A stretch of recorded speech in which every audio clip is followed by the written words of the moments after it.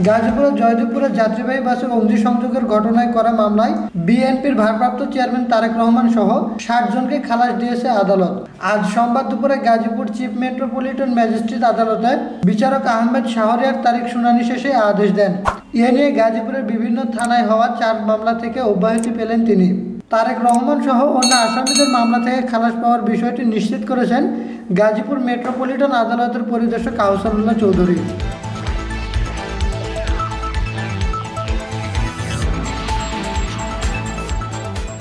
আদালত সূত্রে জানা গেছে, ২০১৫ সালের ফেব্রুয়ারি মাসে জয়দেবপুর থানার ভোগড়া বাইপাস এলাকায় যাত্রীবাহী বাসে অগ্নিসংযোগের ঘটনা ঘটে। ওই ঘটনায় বিশেষ ক্ষমতা আইনে মামলা করেন জয়দেবপুর থানার উপপরিদর্শক সৈয়দ আবুল হোসেন।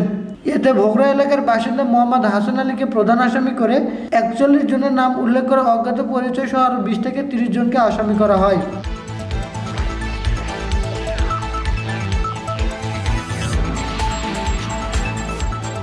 আদালতে শুনানি চলার সময় রাষ্ট্রপক্ষের সরকারি কৌঁসুলি মোস্তফা কামাল, স্পেশাল পিপি আবু তাহের, অতিরিক্ত পিপি এরশাদ হোসেন এবং বিবাদী পক্ষে ছিলেন শহীদুজ্জামান, মোহাম্মদ সাইফুল ইসলাম মোল্লা, নাসির উদ্দিন প্রমুখ। এর আগে গত বৃহস্পতিবার ১০ বছর আগে গাজীপুরে করা বিস্ফোরক আইনের আরেক মামলা থেকে খালাস পান তারেক রহমান। তার সঙ্গে এই মামলা থেকে অব্যাহতি পেয়েছেন গাজীপুর মহানগর যুবদলের সদস্য সচিব মাহমুদ হাসান সহ বিএনপি ও জামাতের ৬০ নেতাকর্মী। রিফাতুল ইসলাম, স্কাই চ্যানেল।